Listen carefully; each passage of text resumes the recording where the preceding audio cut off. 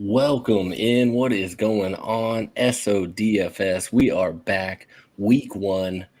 I am thrilled to be here.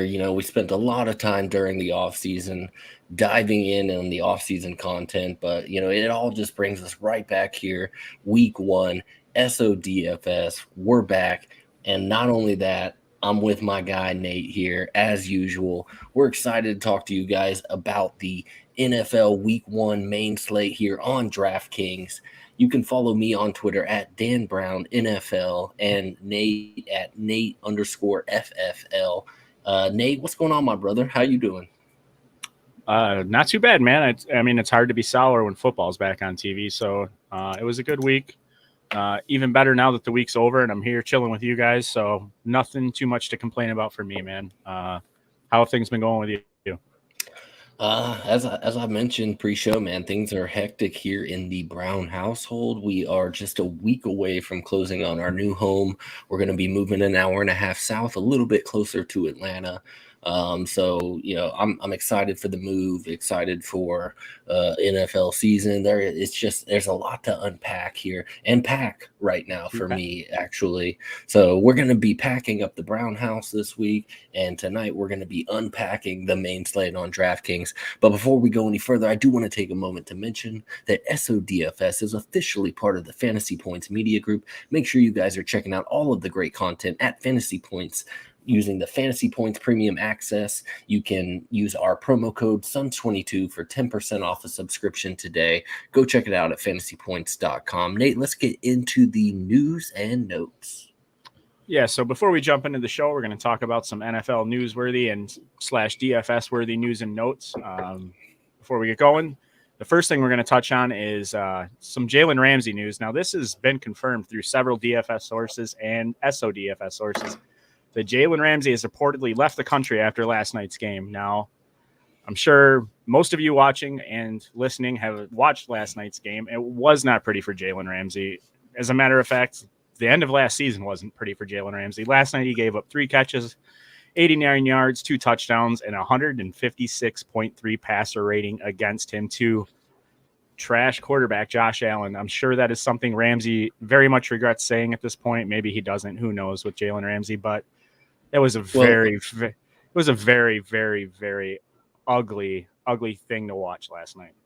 Unfortunately, as we know, being fantasy football enthusiasts, once you get to the top, there's really only one place to go from there. So maybe it's coming. I'm not saying that Jalen Ramsey is a non-talent. I'm just saying maybe he's not the Jalen Ramsey that we've come to know and love. Darrelle Revis, Revis Island was an island for so long, and until the glaciers melted and the water level rise, and then that island was gone. But I'm just saying, I think better days are ahead of him. That one route where he just really got burned. I don't know if he thought he had help over the top, but he let Gabe Davis just run right past, or Stephon Diggs run right past him. I mean, didn't even seem to see him. So he got cooked.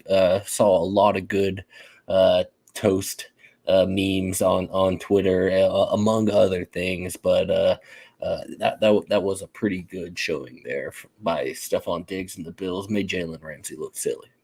Yeah, these are top-level athletes that Jalen Ramsey is obviously faced with week in and week out. So we're not disrespecting Jalen Ramsey, but he does put up a big talk. So we're going to give it back to him when he fails to live up to those expectations. But in other news, Baltimore Ravens quarterback Lamar Jackson could not agree to terms on a new deal. Lamar Jackson is reportedly betting on himself. It's a term we hear all the time when athletes don't re-sign, before their contracts come to an end.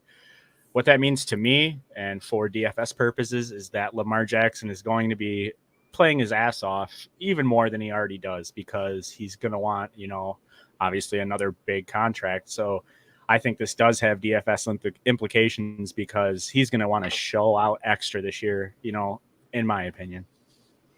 Yeah, no, I've been soaking up tons of Lamar throughout the offseason via best ball, so I am hoping that is the case. Cowboys quarterback Dak Prescott is reportedly fine despite being limited in practice with an ankle injury this week. I actually kind of sneaky like Dak Prescott this week. Yes, the matchup where they're with Tampa Bay, but this past year, this very matchup, we saw Dak Prescott drop back and with 50 plus pass attempts.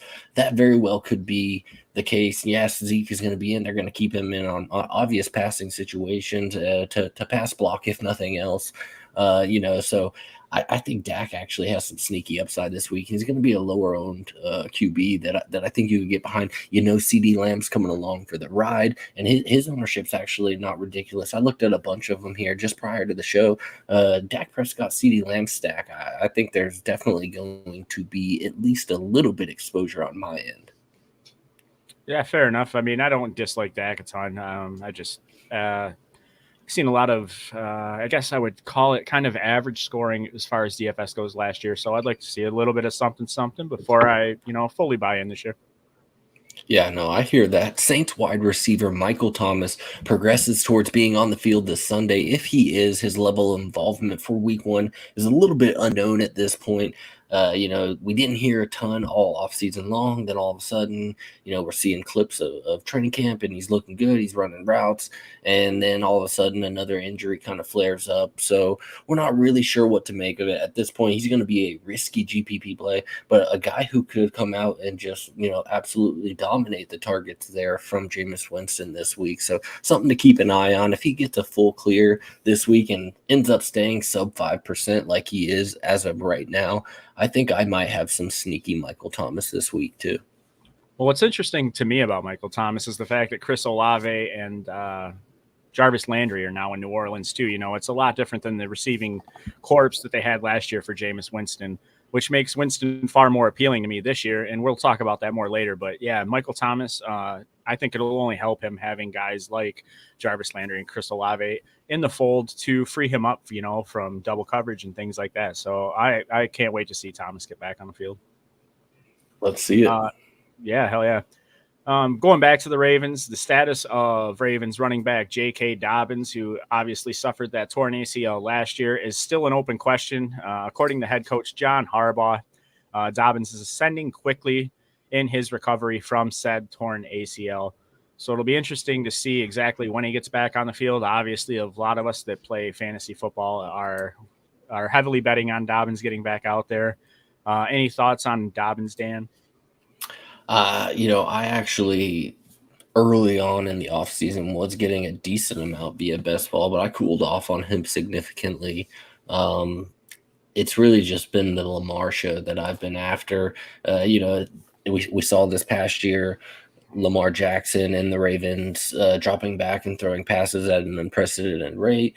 And it was because they saw their first, second, and third string running backs go down to season-ending injuries. And lo and behold, they're bringing in a Mike Davis off the street, Kenyon Drake, bouncing around from team to team early in the year. I just don't know that once again that running game is going to be there. So what's it going to lean on Lamar Jackson and his legs, and potentially we might see that passing that we've been talking about. Oh, regression all offseason. It very well may be, maybe not to the level that we saw this past year, but maybe it's not going to fall too much further down the totem pole. Yeah, fair enough. Last couple little bits of news to mention. Buccaneers wide receiver Chris Godwin has been a full participant in practice this week. On the other side of that footnote, 49ers tight end Greg Kittle with the groin injury did not practice Wednesday or Thursday. I did not get a chance to see if he practiced today. We are monitoring both situations closely. One thing that sticks out to me is if George Kittle is unable to go this weekend, which obviously I hope he is, but if he's not, it gives a little bit of a bump to Brandon Ayuk, in my opinion. Yeah, no, absolutely. George Kittle, I think this is, the third day in a row now that he's missed practice. Even if they are to greenlight him before, I'm going to be a little bit wary. His ownership is sub 2% right now, so the field is right there with us on that. It might be a good GPP play if he gets lit up. I like Trey Lance a lot this week, and I'm going to go ahead and talk about him as we move into our quarterback section right now. Over the last 3 seasons, we've seen guys like CJ Beathard Bernard, Nick Mullins, and Jimmy Garoppolo all rank in the top 20 in yards per attempt. Well, the 49ers have arguably one of the best schemes and the players to create yak monsters on a yearly basis, and the QBs have been the beneficiary. Add that to the fact that Lance has the superb rushing ability that we all know he has, averaging 60 rushing yards per game in his 2 starts this past season, which was second best among all quarterbacks last year. That gives him a great ceiling for week 1, and having that $6,000 price tag will undoubtedly make him a lock for some of my cash lineups. And I was a bit surprised to see his ownership's not nearly as high as I thought it would be. So if it stays sub 5 like it is right now, I'm going to have a ton of Trey Lance exposure. Sub 5% is sexy. To be honest with you, I wasn't really looking at Lance too much until that ownership percentage was put on the show sheet. Sub 5% makes him very much in play for me too.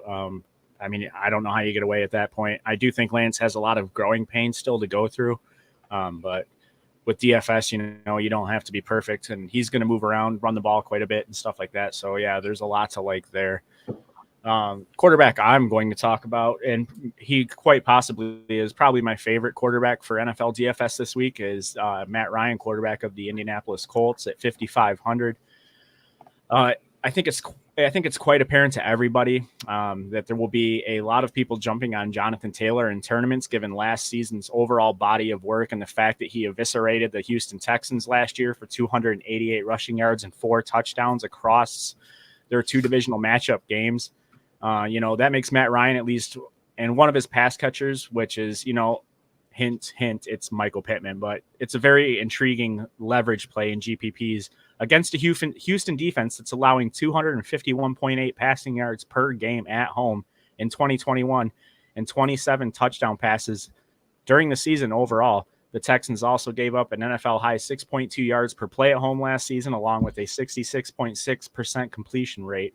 And finally, the last thing I'm going to consider with this is that the Texans also tied for the 3rd highest explosive pass rate conceded overall in the NFL at 10%. So I know Matt Ryan's not necessarily a sexy or flashy quarterback at this point, but one thing he does do is target his wide receiver 1 very heavily. We've seen that throughout his career in Atlanta. He's now in Indianapolis, and I think he continues to do so. We'll talk more about Michael Pittman later, but at 5,500, I'm big on Matt Ryan this week and his potential upside at that price tag. Yeah, he's coming in at 3% projected ownership right now. So Pittman is one of the chalkier plays at definitely at the wide receiver position this week. I think coming in at like 17%. We'll get there, but I was surprised Matt Ryan's as low as he is. I think between JT and Pittman, even as a one-off, people are content. They don't think that Matt Ryan's got that rushing upside, and they're going to stay away from him. But you could very well end up, kind of fading the chalk here in JT. Maybe you bring Pittman, bite the chalk on Pittman, but bring Matt Ryan along for the ride, and maybe Paris Campbell, another guy that we're going to talk about here in just a little bit. And all of a sudden you got a stack that's working as leverage against anybody who's got Jonathan Taylor. And let me take a look here.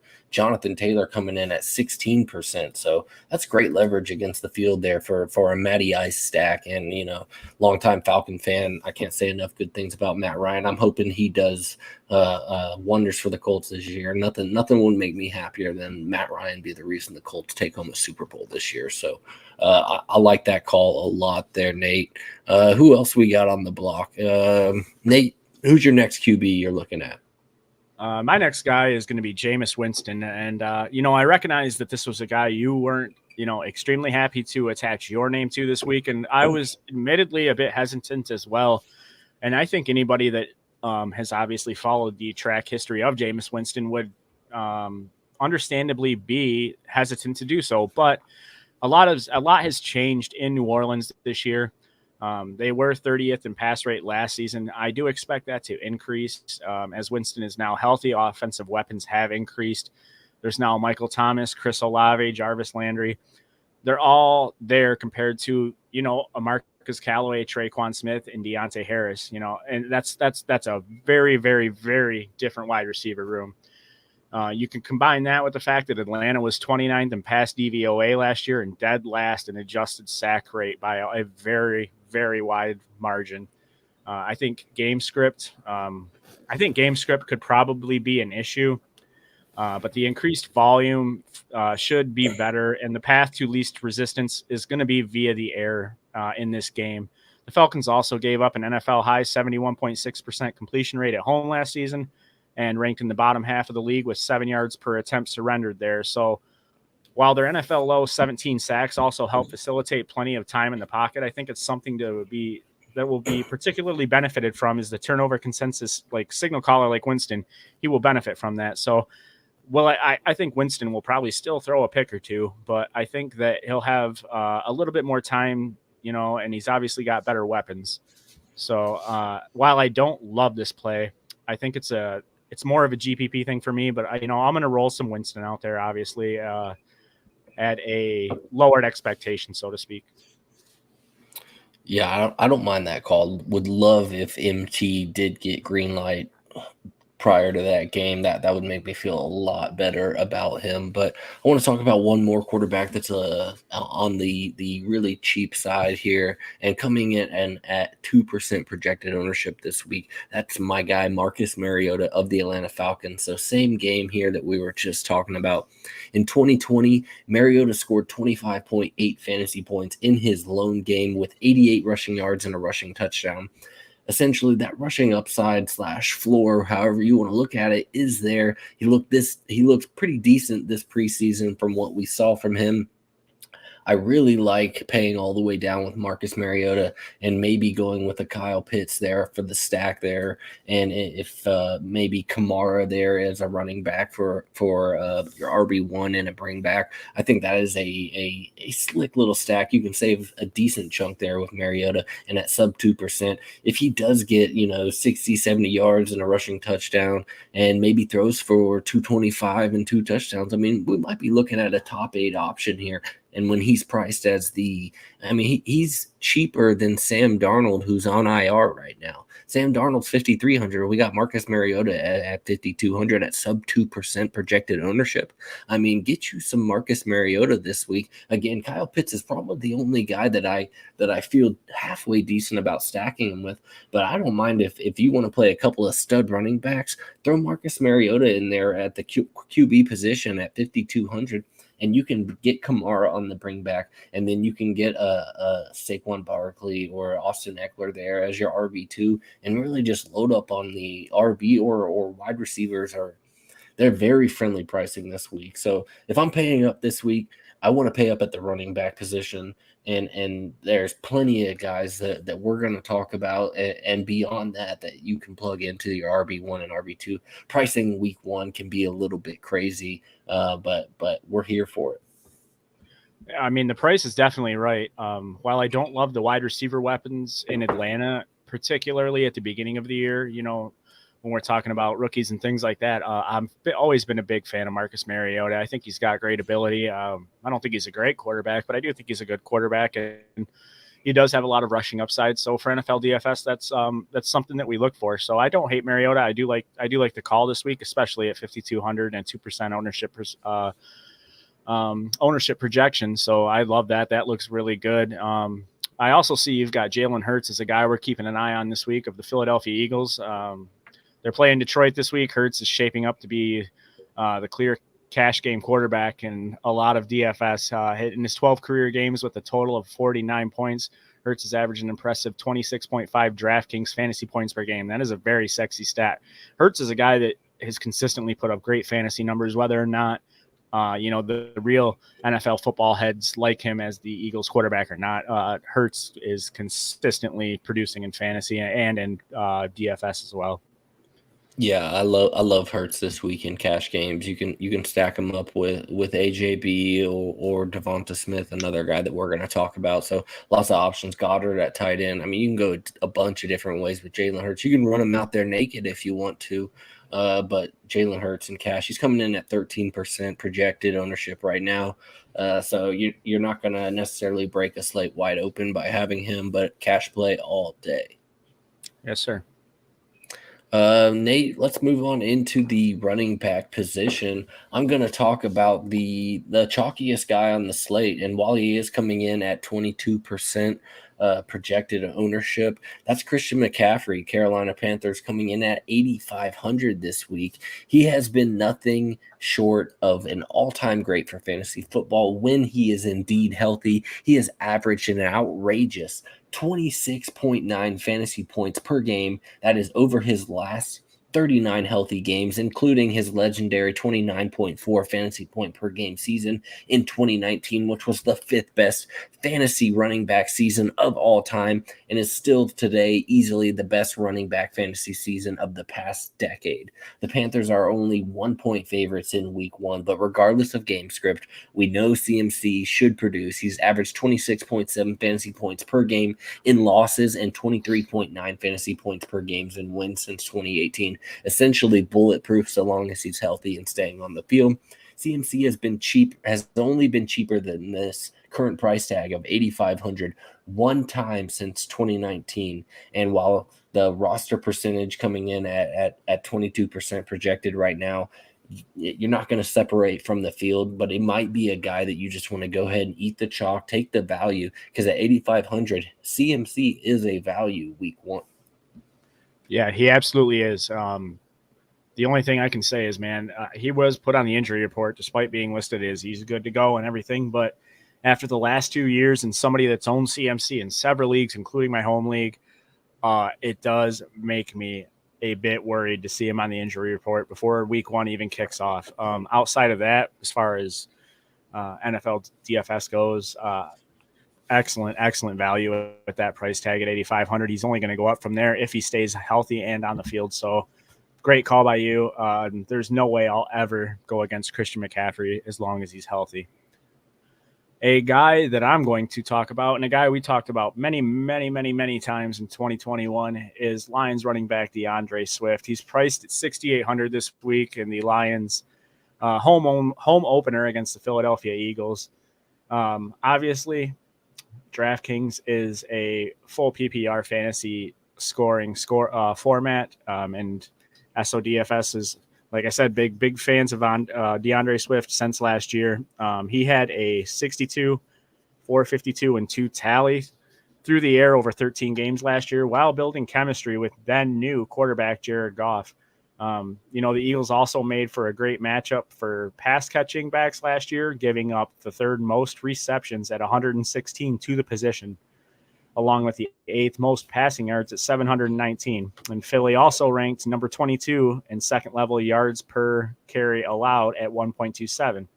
So Swift generated an impressive 13.9% broken tackle rate last season. When you compare that with the receiving yards to the running backs that they allowed, I think that sets up for a very, very, very nice matchup to DeAndre Swift this week. I don't see how you can go wrong at 6,800 really, and his projected ownership right now is rolling in at 15%. Will that go up? More than likely.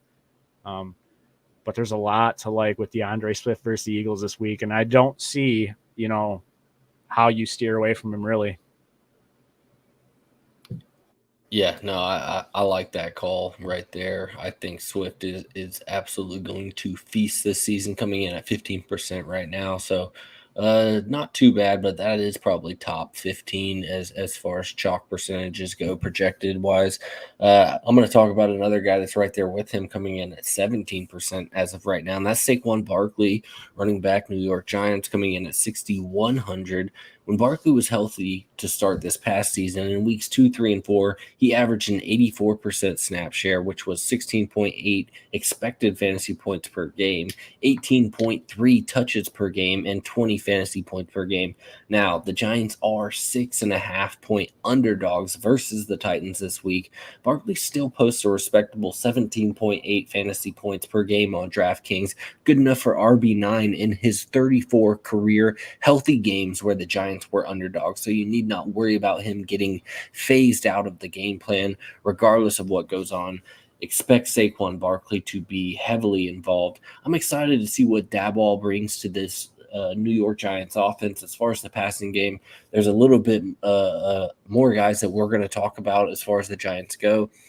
traditionally the Titans have been pretty stiff against the run this past year, but I think the involvement in the passing game that I expect from Daboll and Saquon Barkley, I think is going to give him a real ability to tap into that ceiling. 6,100. I like that price. That's coming in at what, like RB 15.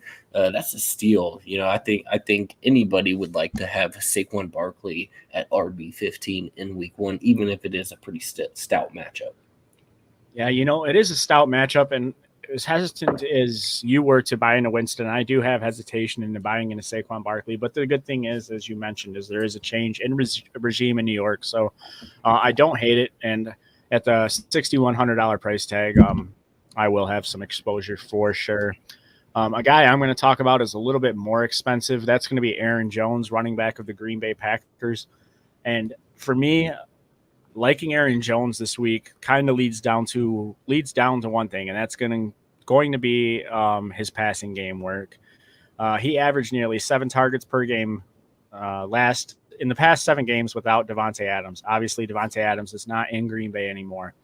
On top of that, the questions surrounding the Green Bay Packers offense almost always revolved around where Adams' targets would go. With Adams not there anymore, they have obviously Allen Lazard, a couple other guys, and some rookies. So I think that you're going to see Aaron Jones worked heavily into this offensive program this year. I think you're going to see him split out to wide receiver quite a bit. And I also think you're going to see a lot of 2 running back sets. Beyond that, with those unaccounted for targets, coming off 3 straight seasons of 63 or more targets, Jones is obviously going to get a bump. And there's a chance Jones could reach triple digits this year. And if you're not liking that, he could safely produce above an 80% target share and a 12.9% last season. So I think Jones is in a prime position, whether it's working, with carries, receptions, or any of the above. Jones is going to get a ton of work this year, whether he likes it or not. And so is a guy that I'm going to talk about next who plays on his team. But before I move on, Dan, do you have any thoughts on Aaron Jones, the $6,700 price tag, and his 12% ownership projection? Yeah, I don't mind Aaron Jones. I think he's going to absolutely eat this season with Aaron Rodgers and AJ Dillon as well. Might have. There's not necessarily a running back tandem that I feel better about as far as having a chance to really get up there and produce 2 guys that very well could end up top 12 running backs on the same team.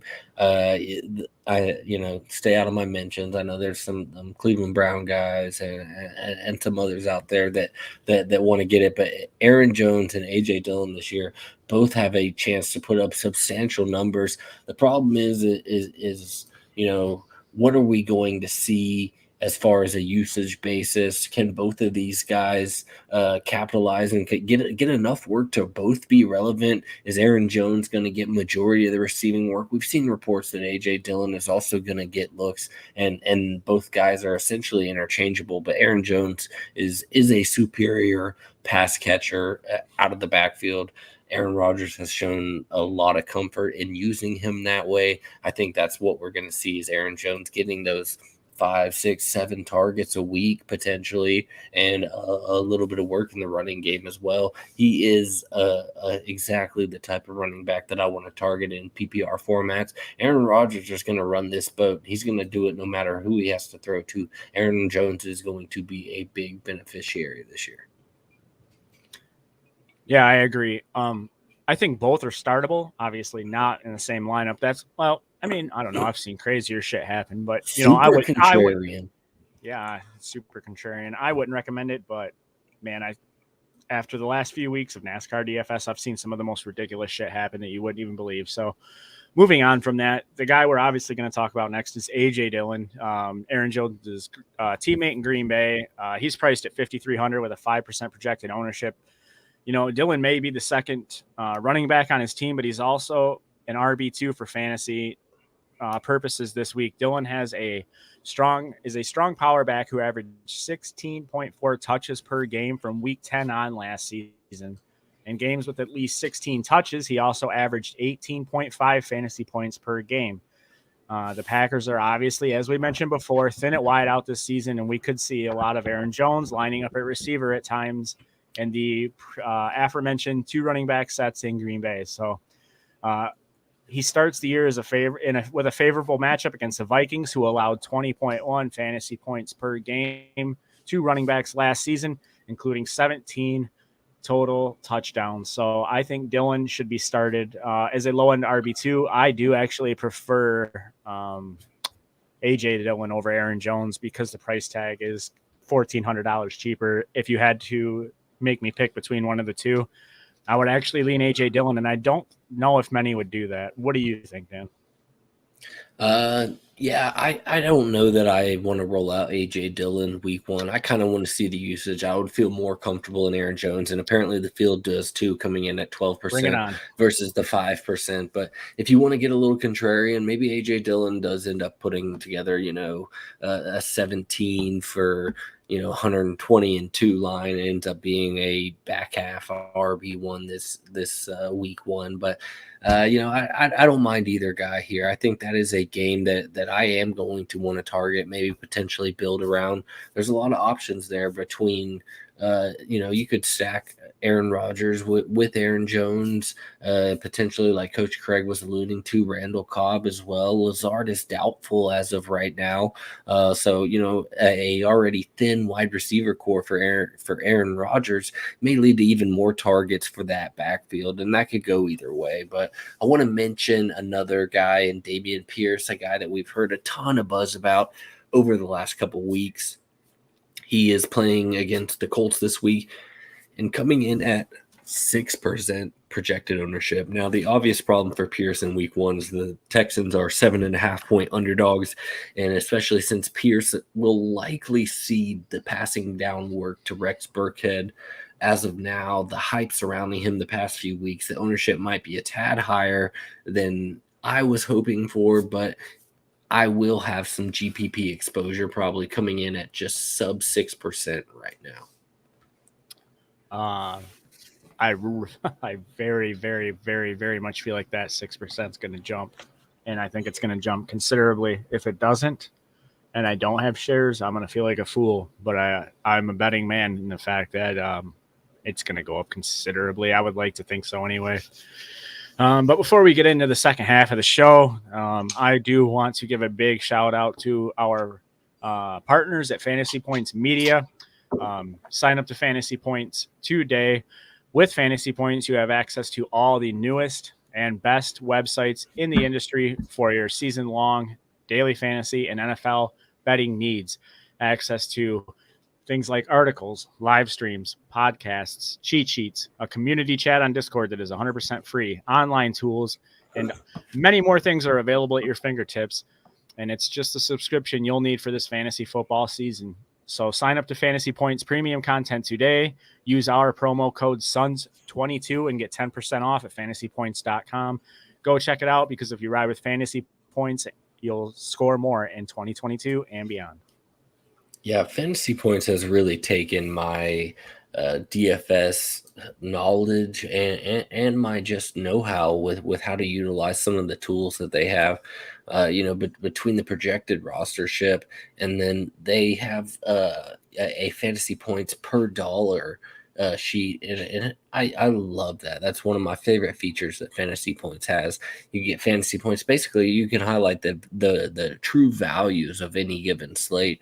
And I'll go ahead and just read off the top 5 values that they have as of right now. That's Romeo Doubs, Cole Kmet, Travis Etienne, Kadarius Toney, and Jahan Dotson, all with the highest Fantasy Points per dollar amount. And that's going off of the experts there at Fantasy Pros or at Fantasy Points, putting their projections into the model and then taking that price tag and seeing who indeed pops as a true value. This is something that I use often. I mix that with the projected rostership and really can put together some true value guys there at a lower percentage owned there. And those are just some of the many tools that Fantasy Points has to offer. So I highly encourage you guys to go check them out. Tons of free content, as much as we're here pushing the subscription aspect of it, they are constantly putting out free content for anybody and everybody to read. And if you like what you see, maybe at that point, that's when you decide that you want to get in a little bit deeper, get the premium access, use our promo code SUNS22, and score more here with us in SODFS this season. Nate, you ready to move into the wide receiver position? I'm ready, bud. All right, guys. So for week 1 here on DK, Jamar Chase is actually $1,200 cheaper than he was in week 18 this past season. Devontae Adams is $1,300 cheaper. T. Higgins is $1,100 cheaper, and so forth. Almost all these high-end wide receivers that towards the end of the year we were seeing you were having to pay top dollar for are offered up at a discount compared to what we were seeing week 18 this past year. So this allows us to be a little bit more willing to pay up at wide receiver early this season. These top-end wide receivers will undoubtedly become more expensive. The Cooper Kupp, his price tag just went up. Now, obviously, he wasn't on this main slate, but his price tag just went up comparatively to what it would have been if he was here on this main slate. A couple of these other guys are going to do the same. So maybe this is a good week to take advantage of some of these top tier wide receiver talents that you're going to get $1,000 cheaper than we're going to be seeing them at a 2-3 weeks from now. Yeah, man, I agree. And that's what I love the most about, without going into too much of a tangent, is about, early season with any sport, whether it's NFL, MLB, NBA, NASCAR, is there's just so much unknown. The pricing, the algorithm doesn't know where to price people, and you get a lot of value early on in the year. So these first 4 weeks of the season are going to be when you want to really try to maximize on that potential, man. So it goes without saying, but, dig deep in these first 4 weeks of the season. Yeah, and I'll tell you one guy that I love his price tag, and that's Tyreek Hill, Miami Dolphins, coming in at 6,800, and as of now, sub 10% projected ownership. He is responsible for the 1st, 6th, 13th, 19th, and 31st best single game PPR performances by a wide receiver since 2018. And now he has had a downgrade at quarterback from Mahomes to Tua this year, but he is still Tyreek Hill, and he's just as good of an opportunity to break this slate as he has anyone in years past. Mike McDaniel's offense does like to maximize their players' yak ability, and Hill ranks 4th in yak since entering the league in 2017. We're getting a 20% discount on his salary compared to what we were seeing in week 18 this past year. So I absolutely am going to have some Tyreek Hill exposure.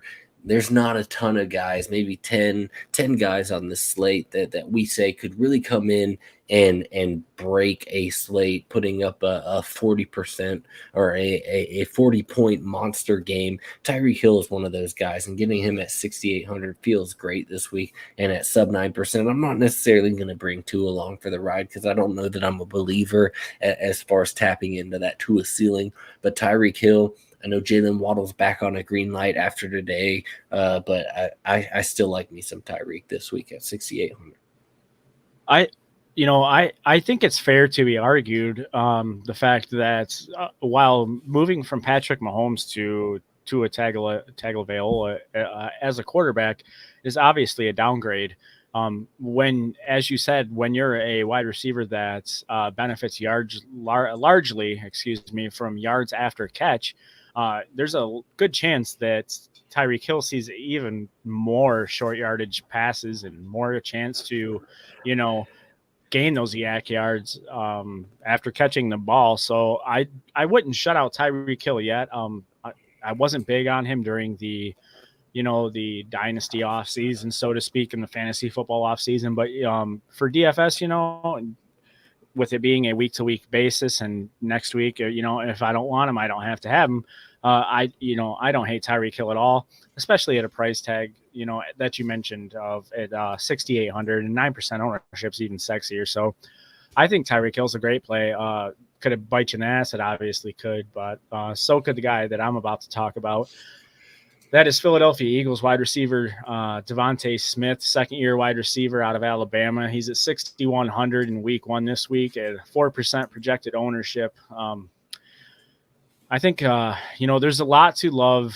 There's a lot that love, and admittedly some that hate. When we're talking about A.J. Brown moving to Philly this year from Tennessee, I believe quarterback Jalen Hurts in this Eagles offense is a good NFL offense, and I think they have a good matchup this week when it comes to my Detroit Lions defense. The Lions yielded an NFL high 12.4 yards per completion at home, and gave up a 29-8-8-1-5 line in the deep left and deep middle, passing windows in 2021.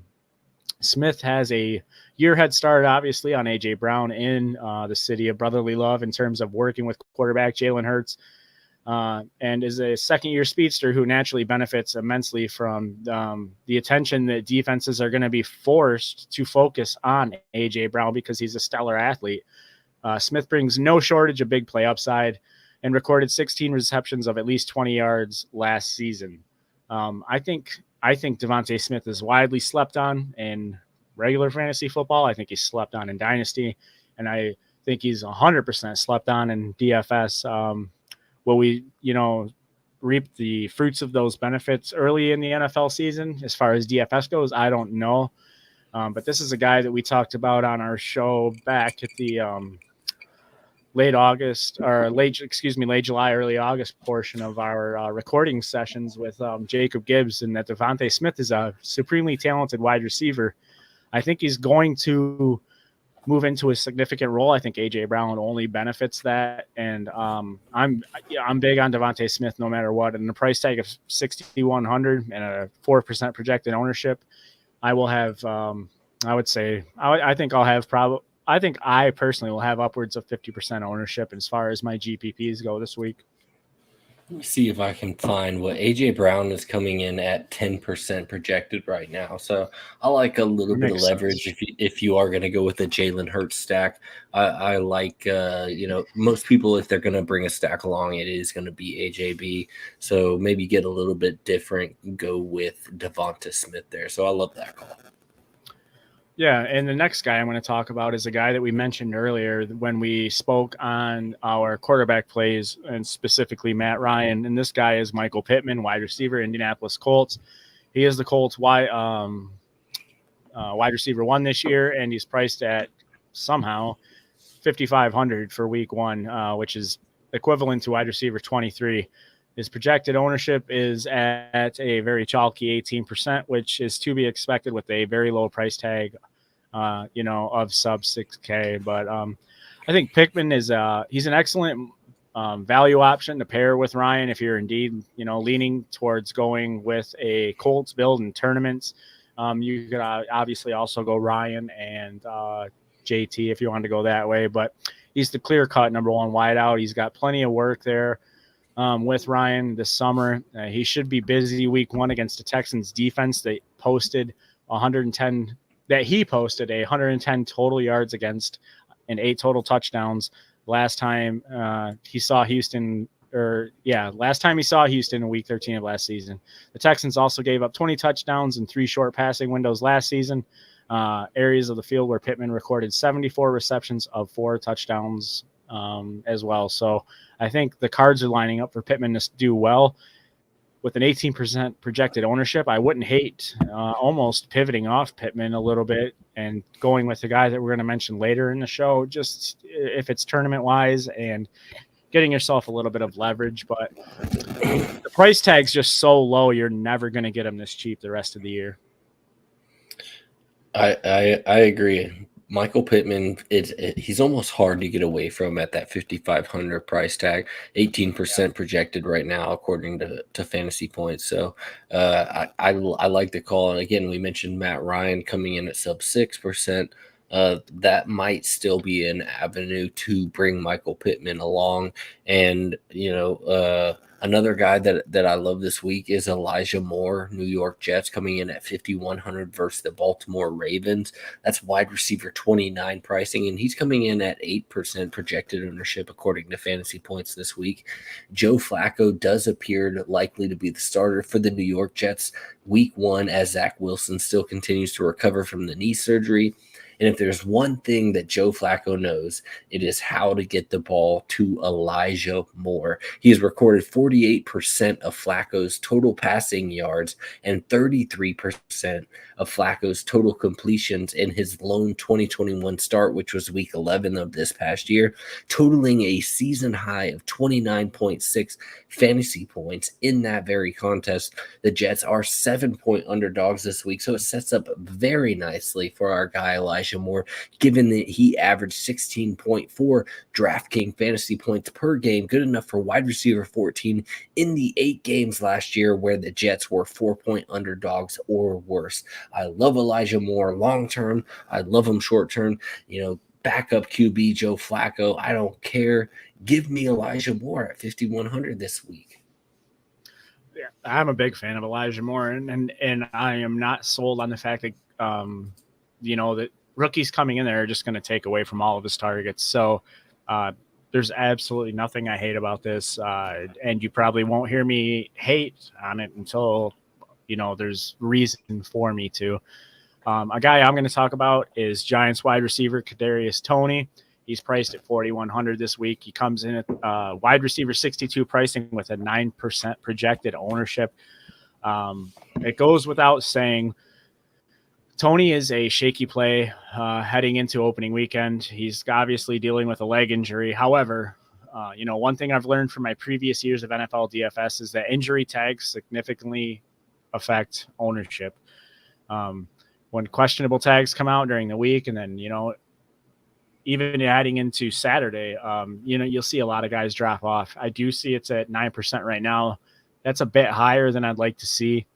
And to be honest, if it doesn't drop below 5, I probably wouldn't take a chance on even rostering him at all.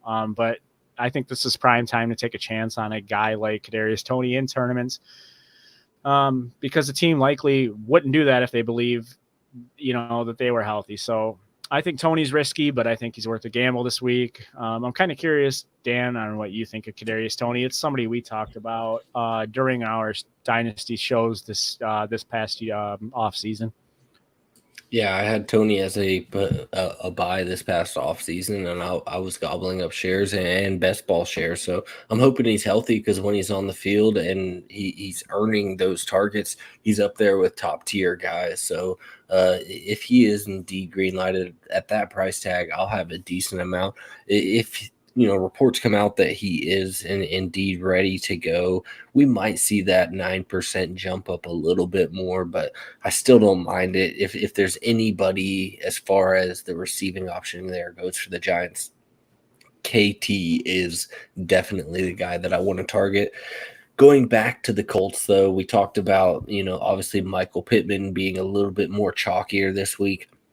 Well, let's go all the way down to 3,300 and talk about our guy, Paris Campbell, a dynasty darling from the last couple of years who just can't seem to stay healthy.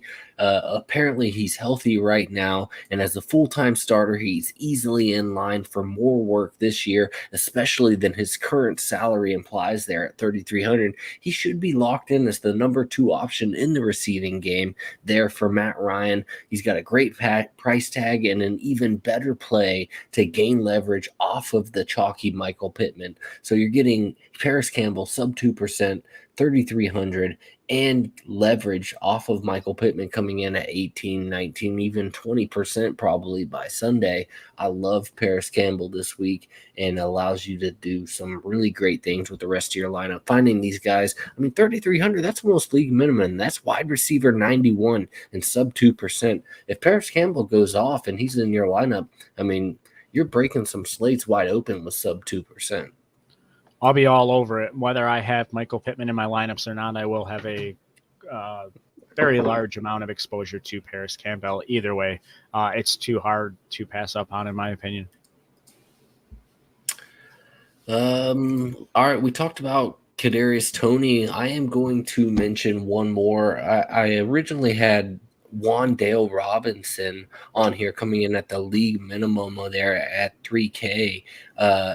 And it kind of is more pending the health. If Kadarius Toney is indeed fully green-lighted and out there, I'm a little bit less enthused with Wan'Dale this week, but he is shaping up as a full-time starter there for the Giants. at least based on his preseason usage. And given that he would presumably play the vast majority of his snaps out of the slot, Robinson certainly has a PPR potential. Sterling Shepard has shown during his time there with the Giants that he can play the slot, but he's a high-end salary-saving option, bearing the news that Sterling Shepard will man the slot in week 1. This is a situation to monitor. I want to hear from the Giants. Who's healthy? Who's going to be playing? Is Sterling Shepard there? They could bump Sterling to the outside and let Wan'Dale end up playing if Kadarius Toney can't end up getting green lighted. So something to monitor. Again, there's a few guys here at the league minimum 3K there at the wide receiver position that I don't mind plugging in if I'm really just looking to punt one of my given positions and allow me to, as I mentioned earlier, either pay up at the quarterback position or potentially get 2 stud running backs into my lineup. Yeah, I don't hate that at all, man. I'm almost actually probably more opt to lean towards the Wan'Dale Robinson side, even though I don't really care for going heavy on rookies. I'm not a big fan of Daniel Jones whatsoever, so it scares me playing any Giants wide receiver. But it's sub 6 or it's sub 7%, and at the minimum pricing, I definitely have interest in playing him.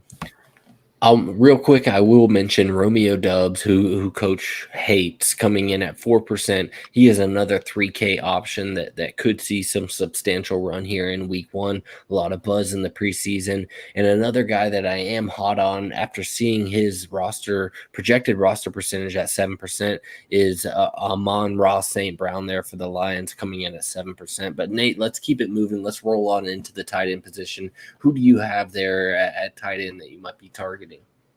Yeah, speaking of Detroit Lions, the guy I'm going to talk about is TJ Hawkinson, tight end for the Detroit Lions against the Philadelphia Eagles this week at sub $5,000 pricing and at sub 7% projected ownership. The Eagles-Lions game has a solid amount of shootout potential. It's projected currently at 48.5 points total, the highest of the early window. And both teams' tight ends could be heavily involved in that game. Hawkinson posted a 10-89-1 line on 11 targets versus the Eagles last year, and Hawk was targeted on an impressive 23% of his routes run last season as well. With a year of rapport with Jared Goff under his belt and the Eagles having surrendered an NFL high 107 receptions and 14 touchdowns to tight ends last season, Hawkinson is worthy of consideration for a value play at tight end in a game that certainly has a favorable environment for him. Talking about Goff and targeting his tight ends was something that I mentioned in several articles last year back when I was still doing writing for various outlets. It just proved to be true, and I don't think it's going to go away at all. I'm going to be heavy on Hawkinson. I've seen actually quite a few DFS and regular fantasy football analysts that are fading Hawkinson this week.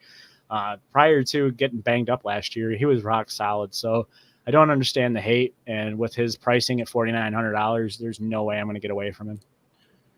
Yeah, so I mean, you can get Hawk and Amon-Ra St. Brown and Goff coming in at 1% projected ownership. You can get essentially a Lion stack and be super contrarian. ARSB being the chalkiest of the bunch there at 7%, but that's not bad. It's a good matchup for St. Brown, so I am going to have some exposure this week, and I think that you should too. Another tight end I'm going to mention, you know me, when I'm talking tight ends, I like to punt all the way down to the bottom. It's a forgotten position as far as I'm concerned. Well, I'm talking about Daniel Bellinger of the New York Giants. He is coming in at 2,500, a true punt play, coming in at 1 or sub 1% rostership across the main slate. He is in line to be the Giants tight end 1 this season. Last season, the Giants tight end 1, Evan Ingram, averaged a rather shitty 6.8 fantasy points per game, but he still would have 4 times the $2,500 DraftKings salary in his 33% of his total games. Now, if Bellinger can even touch 80% of Dawson Knox 2021 production under Daboll, which was 8.7 fantasy points per game, he would easily be the most undervalued tight end by salary on DraftKings this week, given the 8.7 fantasy points per game was good enough for tight end 19 this past year. I like Bellinger as a true punt in a game that the Giants are indeed underdogs in. Maybe Bellinger can turn in a decent line in at 2,500. If I'm punting, Bellinger is my guy. A couple of other pivot plays I will talk about. One is Cole Kmet. He is coming in at 4% right now. Kmet has a great shot to be the number 2 option there for the Bears. And outside of Darnell Mooney and Kmet, there's really not a whole lot else there. So we're talking about a condensed target share here for Justin Fields. You want to roll out a Justin Fields stack? You can do Justin Fields, Darnell Mooney, and Cole Kmet, and potentially a bring back option there for San Fran, and have a nice condensed stack. Justin Fields ownership this week is shaping up to be pretty low. That's another my guy that I'm betting on a lot this season. Give me Cole Kmet and Justin Fields. Cole Kmet at sub 4%. Yeah, come on. Yeah, I don't hate that at all, man. I was real big on Cole Kmet all throughout last year. I think I overhyped myself a bit too much, but I don't think that being in his second year, I think he's obviously still got a ton of time to grow and a ton of time to do great things. And obviously the opportunity's there too. Jalen is here in the chat right now. Jalen, we got shit to talk about, bud. Jalen, appreciate you tuning in, man. SODFS, we are here, week 1. It's an honor, man, to have burnt toast in our comments on our live stream right now. That's just good stuff right there. So, Jalen, appreciate you tuning in. Reach us each and every week here on Friday night, man. We'll tell you about how you did, tell you about what type of things you can put on burnt toast in order to make it a little bit better. There's some jellies out there that are pristine that could really take you to the top. But we'll get to that another day. I appreciate you stopping by tonight, though, my man. Yeah, it's good to see that the Wi-Fi connection's still strong in Canada. Very good to know. Before we head out for the night, obviously we have plenty of thanks to give to many people. First and foremost, make sure you're subbed to the Sons of Dynasty on YouTube. It is our main outlet, so to speak, for the Sons of DFS content all season long, as well as the Sons of Dynasty stuff that we may or may not put out throughout the rest of this NFL season. So go to Dynasty Sons on YouTube, sub to the page, click the bell so you're always notified when we drop something new. It's probably the biggest help that you could truthfully give us is subbing to the YouTube channel. I want to give a big thanks to the Fantasy Points Media Group, obviously, for them partnering up with us this year, promoting our work, just the networking in general and the knowledge that we're gaining, interacting with so many great minds of that brand, and friends, as a matter of fact, a lot of them are just friends too. So it's just so great to share so much knowledge with so many great people. Obviously, brother Matt, he's on Twitter at @DY_nasty dude. He obviously makes these very, very beautiful layovers, handles a lot of the audio content that goes out for our podcast channels. He does a tremendous amount of work behind the scenes. And without brother Matt, this show certainly wouldn't be possible and definitely would be near impossible to do without him. So thank you, brother Matt, for everything that you do. As you know, Dan and I love you very much. And then last but certainly not least is Viridian Global. They put out all of our SOD and SODFS gear right there. Go over to viridianglobal.com. You can get anything SOD, SODFS, and as a matter of fact, fantasy points related there as well. Yeah, so go check out Viridian Global. They got all your FF apparel that you could ever desire, whether it's SOD gear, fantasy points gear, or many of the others that they have. Big shout out to the rest of the team. BZ, you can follow him at WBZBFF, Coach at Coach Craig Sports, and Rusty, our guy, at DevinB44. Go follow all those guys, man. SOD team is here.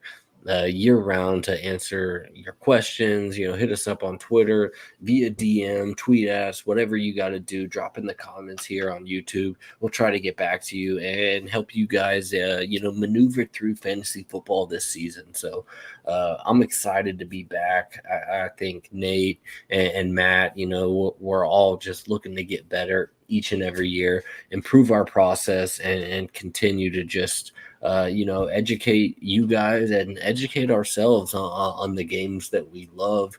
I'm just happy that football's back, man. I can't say that enough.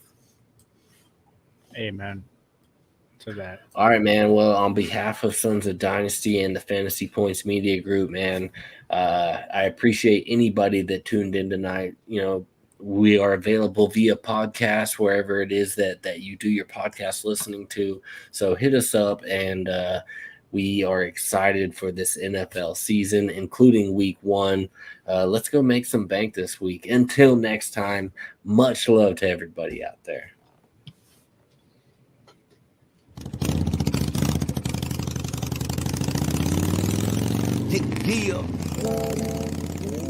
Oh, no. Hell no, man. Y'all done up and done it. Man. Y'all done up and done it. Hey.